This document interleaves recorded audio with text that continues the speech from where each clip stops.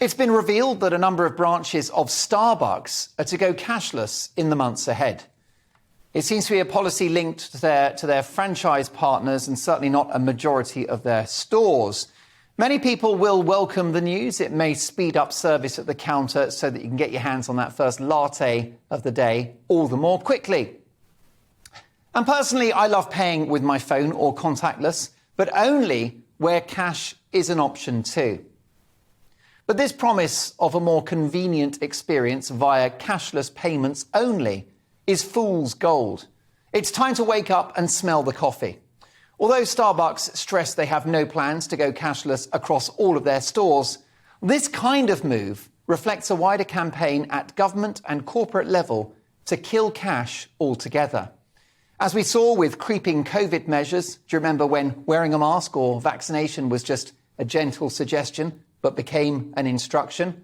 Well, I think we'll see much of the same with how we pay for goods and services. As with the pandemic measures, the push for a cashless society is an attack on people power. If you have cash, your spending habits cannot be traced, your funds cannot be frozen in the way that they can with a digital currency. Don't forget, tin pot dictator Justin Trudeau, Canada's tyrannical premier, froze the bank accounts of truckers protesting vaccine mandates. He couldn't have done that with cash. In terms of a cashless society, all roads lead to China. It's the worst case scenario, I'll give you that, the thick end of the wedge.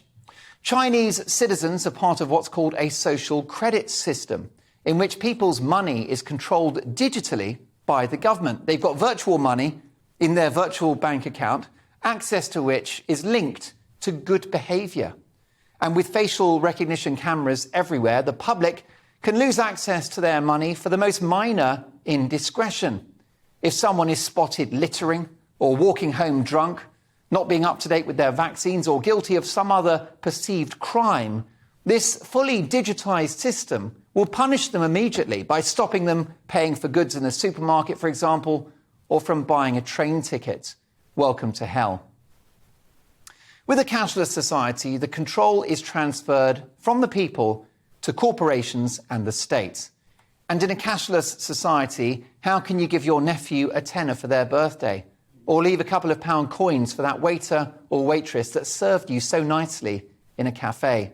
How can you help out a homeless person that needs a few quid to get by? What about the wonderful informality of a retired neighbour cleaning your windows or doing a bit of gardening and receiving a crisp £20 note as a thank you? A cashless society will spell the end of the informal, discretionary economy.